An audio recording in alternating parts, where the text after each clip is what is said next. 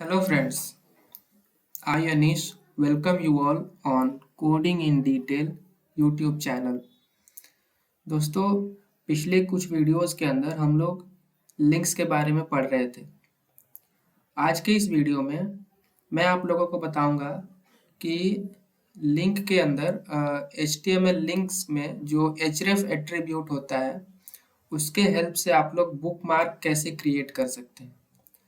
अब बुकमार्क क्या होता है वो जब मैं आप लोगों को दिखाऊंगा एग्जाम्पल करके तो आप लोग अच्छे से समझ जाएंगे।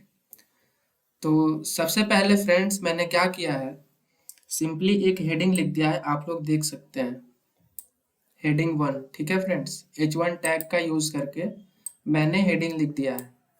फिर उसके बाद मैंने एक पैराग्राफ टैग लगा दिया है और इसके अंदर मैंने 2000 वर्ड्स का जो है ना एक आर्टिकल लिख दिया है। ठीक है फ्रेंड्स, थोड़ा ज़्यादा बड़ा मैंने आर्टिकल लिख दिया है क्योंकि आप लोगों को समझाने के लिए इतना बड़ा आर्टिकल लिखना ज़रूरी था फ्रेंड्स। ठीक है, तो आप लोग देख सकते हैं फ्रेंड्स कि मैंने कितना लंबा जो है ना आर्टिकल लिख दिया है। ये हेडिंग 1 के लिए ये मैंने लिख दिया है। ठीक है फ्रेंड्स, उसके बाद मैंने क्या किया है आप लोग देख सकते हैं, मैंने दोबारा से H1 टैग का यूज़ करके और दूसरा वाला हेडिंग मैंने लिख दिया है हेडिंग 2। ठीक है फ्रेंड्स, और हेडिंग 2 के अंडर में भी ना मैंने एक पैराग्राफ लिखा है और इसके अंदर भी 2000 वर्ड्स का मैंने आर्टिकल लिख दिया है। ठीक है फ्रेंड्स, आप लोग देख सकते हैं कि कितना बड़ा मैंने आर्टिकल लिखा है। वो मैंने क्यों लिखा है अभी थोड़ी देर में आप लोगों को पता चल जाएगा। फिर आप लोग देखेंगे ना कि H1 टैग का यूज़ करके मैंने तीसरा हेडिंग भी लिख लिया है। इसके अंदर मैंने लिखा है हेडिंग 3। ठीक है फ्रेंड्स, फिर एक पैराग्राफ मैंने बनाया है और इसके अंदर भी मैंने 2000 वर्ड्स का जो है एक आर्टिकल लिख लिया है। उसके बाद आप लोग देखेंगे कि मैंने एक और हेडिंग बना लिया है। हेडिंग टैग के हेल्प से मैंने हेडिंग 4 इसके अंदर लिख दिया है। ठीक है फ्रेंड्स, और इसके नीचे भी आप लोग देखेंगे ना तो मैंने एक पैराग्राफ लिखा हुआ है, ये भी 2000 वर्ड का है फ्रेंड्स। ठीक है, अब मैं इसका जो रिजल्ट है ना वो आप लोगों को ब्राउज़र के अंदर दिखा देता हूँ। आप लोग देख सकते हैं फ्रेंड्स, हमने टोटल 4 हेडिंग्स बनाया था। ठीक है, तो पेज को मैं थोड़ा सा जूम आउट कर देता हूँ ताकि मुझे ज़्यादा स्क्रॉल ना करना पड़े। आप लोग देख सकते हैं ये हमारा हेडिंग 1 है और इसके नीचे कुछ 2000 वर्ड्स का जो है पैराग्राफ मैंने लिख दिया है। फिर हेडिंग 2 हमने लिखा था और उसके नीचे भी हमने 2000 वर्ड्स का पैराग्राफ लिख दिया था। फिर ये रहा हेडिंग 3 फ्रेंड्स, और हेडिंग 3 के नीचे भी हमने एक पैराग्राफ लिखा था 2000 वर्ड्स का, और ये रहा हेडिंग 4। ठीक है फ्रेंड्स, आप लोग हेडिंग 4 के लिए जो पैराग्राफ हमने लिखा था वो भी आप लोग देख सकते हैं। तो अब मैं आप लोगों को क्या समझाना चाह रहा हूँ फ्रेंड्स, इसके लिए हम लोग एडिटर के अंदर चलते हैं। एडिटर के अंदर मैं आ गया हूँ फ्रेंड्स, और पेज के शुरुआत में ही जहाँ पर हमने हेडिंग 1 लिखा है ना, हेडिंग 1 के पहले ही मैं क्या करूँगा, एक एंकर टैग लिख देता हूँ। ठीक है, और हम ना यहाँ पर जैसे मान लीजिए कि ये इतना लंबा मैंने एक पेज मैंने बना लिया है। ठीक है, अब मान लीजिए यूजर को यहाँ पेज के स्टार्टिंग में हेडिंग 1 से अगर हेडिंग 4 के पास जाना है ना, हेडिंग 4 के पास जाना है तो उसको काफी ज्यादा पेज को स्क्रॉल करना पड़ रहा है। ठीक है फ्रेंड्स, और इसमें टाइम भी लग रहा है। ठीक है, तो हम क्या चाहते हैं, हम चाहते हैं ना कि हेडिंग 1 के पास में ही ना एक ऐसा लिंक दे दें जिसके ऊपर यूजर जब क्लिक करेगा ना तो ब्राउजर अपने आप ऑटोमेटिकली यूजर को जो है हेडिंग 4 के पास लेकर के चला जाएगा। ठीक है फ्रेंड्स, इसी को फ्रेंड्स हम लोग बुकमार्क क्रिएट करना कहते हैं। मान लीजिए हेडिंग 1 से हेडिंग 4 तक अगर यूज़र को जाना है तो उसको पेज को बहुत ज़्यादा स्क्रॉल करना पड़ेगा, ठीक है फ्रेंड्स? और उसको टाइम भी लगेगा। तो इसके लिए हम क्या चाहते हैं? इसके लिए हम चाहते हैं ना कि हेडिंग 1 के पास में ही एक लिंक दे दें, जिससे कि यूज़र को पेज को स्क्रॉल ना करना पड़े और सिंपली एक बार वो क्लिक करे उस लिंक के ऊपर, तो जो ब्राउज़र है ना उसको हेडिंग 4 पर ऑटोमेटिकली ले करके चला जाए। तो इसके लिए मैं क्या करूँगा, एडिटर के अंदर जाऊँगा, ठीक है फ्रेंड्स? और आप लोग देख सकते हैं मैंने एक एंकर टैग लिख दिया है। ये रहा एंकर टैग का ओपनिंग ओपनिंग टैग और ये रहा क्लोजिंग टैग, ठीक है फ्रेंड्स? और आप लोगों को पता है कि ओपनिंग टैग और क्लोजिंग टैग के बीच में हम जो भी टेक्स्ट लिखते हैं वो ब्राउज़र के अंदर वेब पेज पर एक लिंक बन जाता है। तो मान लीजिए मैं यूज़र को हेडिंग 4 पर भेजना चाहता हूँ, तो मैं यहाँ पर लिख देता हूँ कि जंप टू हेडिंग 4, ठीक है फ्रेंड्स? अब मैं ब्राउज़र के अंदर जाऊँगा और पेज को रिफ्रेश कर देता हूँ। थोड़ा पेज को जूम कर देता हूँ ताकि आप लोगों को अच्छे से दिखेगा। आप लोग देख सकते हैं कि जंप टू हेडिंग 4 ये जो लिंक है पेज के शुरू में ही आ चुका है, ठीक है फ्रेंड्स? बट अभी मैं इस लिंक के ऊपर क्लिक कर रहा हूँ ना तो कुछ नहीं हो रहा है। क्यों नहीं हो रहा है? क्योंकि हमने href एट्रीब्यूट के अंदर अभी कुछ नहीं लिखा है, ठीक है फ्रेंड्स? तो ब्राउज़र को हमें हेडिंग 4 पर भेजना है तो मैं क्या करूँगा फ्रेंड्स, एडिटर के अंदर हमारा जो हेडिंग 4 है, ये रहा हमारा हेडिंग 4, आप देख सकते हैं। एडिटर के अंदर हमारा जो हेडिंग 4 है ना, इसको एक आईडी दे देंगे हम लोग, आईडी, ठीक है फ्रेंड्स? अब आईडी क्या होता है? मान लीजिए जैसे एडिटर के किसी भी वेब पेज को क्रिएट करते हैं तो हम लोग ढेर सारे फ्रेंड्स टैग्स का यूज़ करते हैं, एलिमेंट्स का यूज़ करते हैं। तो हमने उस वेब पेज को अगर बनाया है तो हमें तो पता है कि कौन सा एलिमेंट कहाँ है और उसका क्या काम है। लेकिन ब्राउज़र को कैसे पता होगा? ठीक है फ्रेंड्स? तो ब्राउज़र को हर एक एलिमेंट यानी कि हर एक टैग की एक अलग पहचान देने के लिए हम क्या करते हैं ना, आईडी एट्रीब्यूट का यूज़ करते हैं। ठीक है फ्रेंड्स? ये बिल्कुल वैसा ही है जैसे एक स्कूल के अंदर ढेर सारे बच्चे होते हैं और उन सभी बच्चों के अंदर आपने गले में देखा होगा आईडी लगा होता है। ठीक है फ्रेंड्स? उस आईडी को देखकर आप लोग सिंपली पता कर सकते हैं कि वो लड़का आखिर हमारे स्कूल का है भी या नहीं। अगर है तो कौन से क्लास का है। ठीक है फ्रेंड्स? उसका नाम क्या है, उसके पेरेंट्स कौन से लोग कौन है, ठीक है, रोल नंबर क्या है, ये सब आप उसके आईडी को देख करके पता कर सकते हैं। तो एट द एंड आईडी है क्या? आईडी जैसे स्कूल के बच्चे की पहचान बता रहा है ना, वैसे ही यहाँ पर ये वाला जो आईडी एट्रीब्यूट है ना, वो हर एक एलिमेंट की यानी कि हर एक टैग की ना अपनी पहचान को बता रहा है। ठीक है फ्रेंड्स? ये ब्राउज़र को समझाने के लिए है। ठीक है फ्रेंड्स? तो फॉर एग्जांपल मैं इस हेडिंग 4 को ना आईडी दे देता हूँ H4। ठीक है फ्रेंड्स? आईडी के बारे में एक विशेष बात मैं आप लोगों को बता दूं फ्रेंड्स कि आप जब वेब पेज बनाते हैं ना तो ढेर सारे एलिमेंट्स का यूज़ करते हैं, ठीक है? तो जब आप ढेर सारे एलिमेंट्स को जब आप आईडी देंगे ना तो वो जो आईडी होगा ना सेम आईडी कभी नहीं हो सकता है, ठीक है? हर एक एलिमेंट के लिए अलग अलग आप आईडी देंगे, ठीक है? अब स्कूल के बच्चे को जब दो लड़कों को जब एक ही आईडी दे देंगे तो फिर दोनों को पहचानना तो मुश्किल हो जाएगा ना।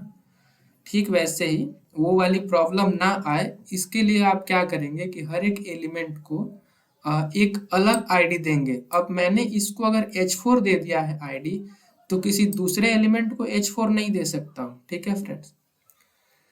तो अभी के लिए मैंने क्या किया है, इस हेडिंग 4 को मैंने क्या किया है, आईडी दे दिया है H4। ठीक है? अब मैं वापस एडिटर के शुरू में जाऊंगा, ठीक है, जहां पर हमने ये लिंक को क्रिएट किया है और इसके अंदर हमने लिखा है जंप टू हेडिंग 4। ठीक है, यूजर जैसे ही लिंक के ऊपर क्लिक करेगा तो हेडिंग 4 के पास जो है ब्राउजर उसको लेके चला जाएगा।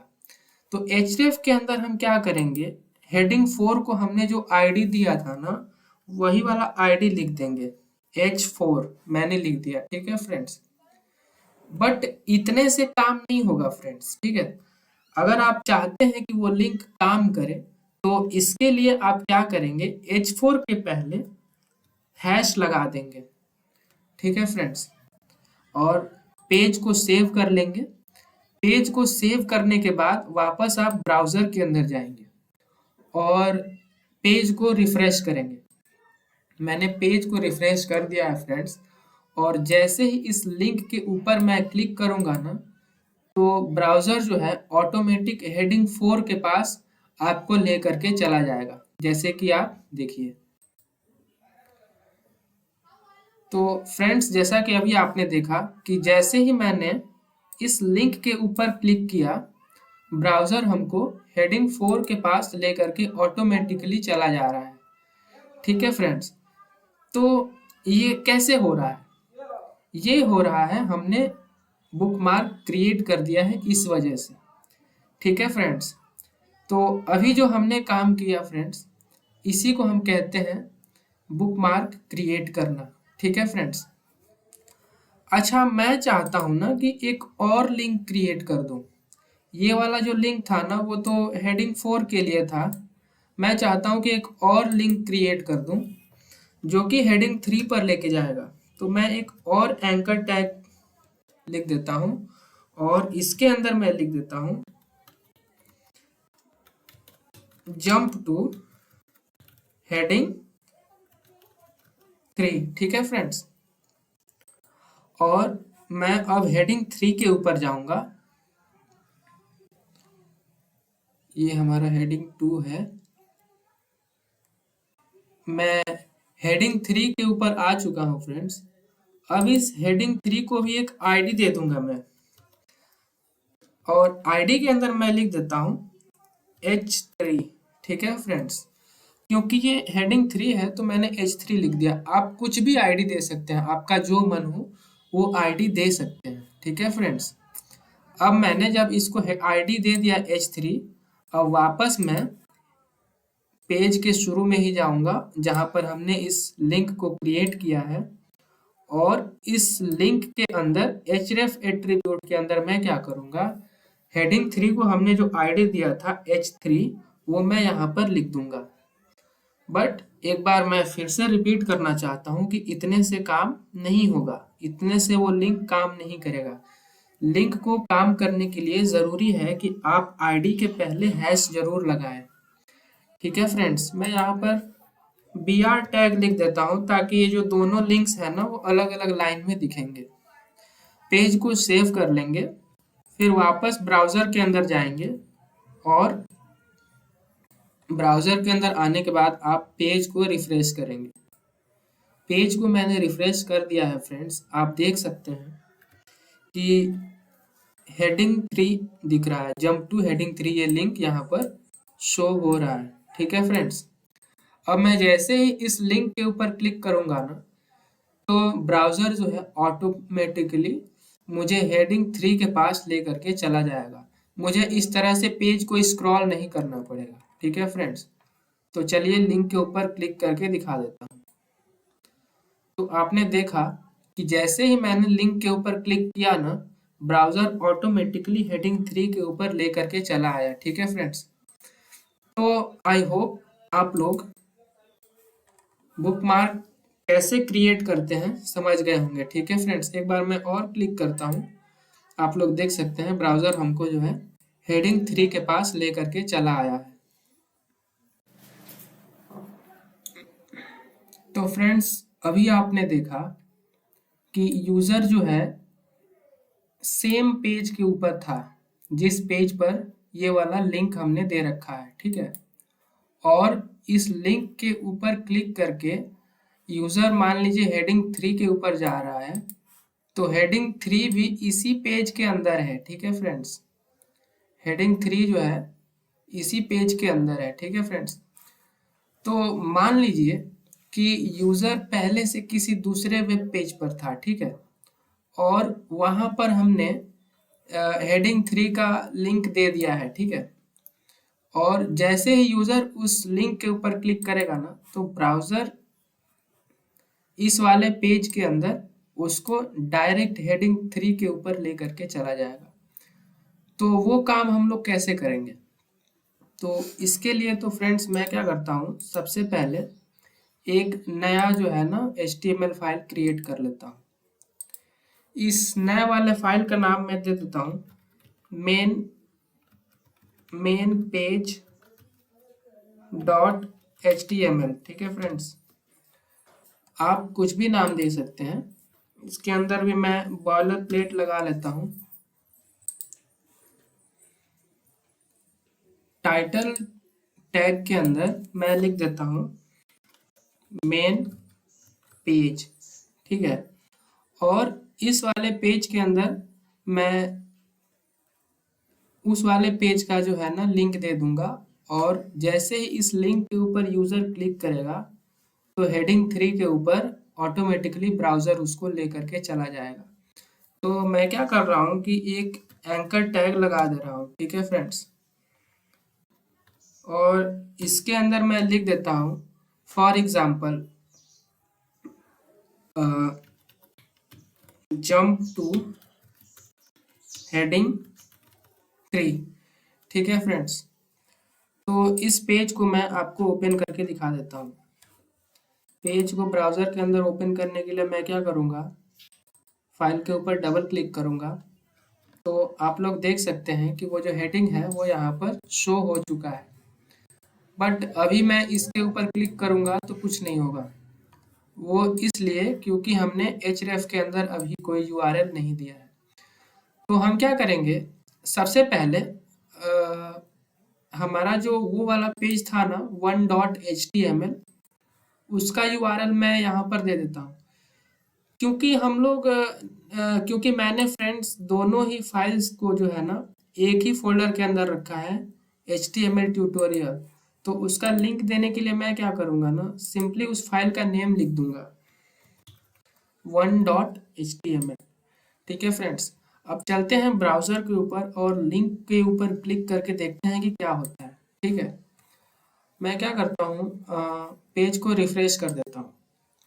अब जैसे ही मैं इस लिंक के ऊपर क्लिक कर रहा हूँ फ्रेंड्स, तो आप लोग देख रहे हैं कि हमारा जो वो वाला पेज था ना 1.html, वो पेज यहाँ पर ओपन हो चुका है। लेकिन ये तो हमको हेडिंग 3 के ऊपर लेकर गया ही नहीं। तो उसके लिए हम क्या करेंगे, आप लोग देख सकते हैं जैसे ही मैं इसके ऊपर क्लिक कर रहा हूँ तो ये पेज के शुरू में ही लेके जा रहा है हमको, ठीक है। हेडिंग 3 के पास नहीं लेके जा रहा है। तो हेडिंग 3 के पास लेके जाए, उसके लिए मैं क्या करूँगा कि यहाँ पर ना 1.html लिखने के बाद सिंपली लिख दूंगा हैश, और हेडिंग 3 को हमने आईडी दिया था h3, ठीक है फ्रेंड्स। तो बस इतना सा कोड मैंने ऐड कर दिया है, ठीक है फ्रेंड्स। अब ब्राउज़र के अंदर हम लोग जाएंगे और देखते हैं क्या होता है। इस बार हमको हेडिंग 3 के पास लेकर जा रहा है कि नहीं जा रहा है। तो आप देख सकते हैं जैसे ही मैंने लिंक के ऊपर क्लिक किया फ्रेंड्स, तो ब्राउज़र ने डायरेक्ट हमको हेडिंग 3 के पास लेकर चला गया, ठीक है। एक बार और मैं क्लिक करके आप लोगों को दिखा देता हूँ।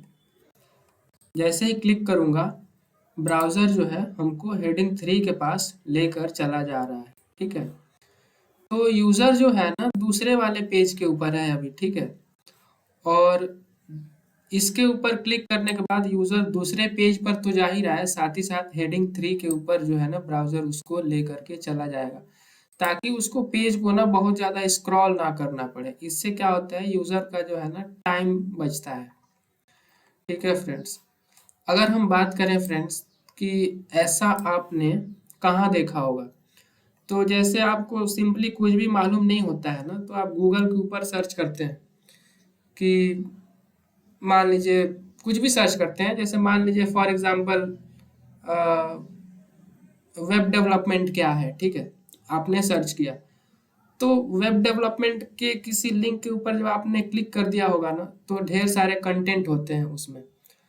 तो ढेर सारा कंटेंट होने की वजह से वो वाला पेज भी ना काफ़ी लंबा हो जाता है, आर्टिकल काफ़ी लंबा हो जाता है।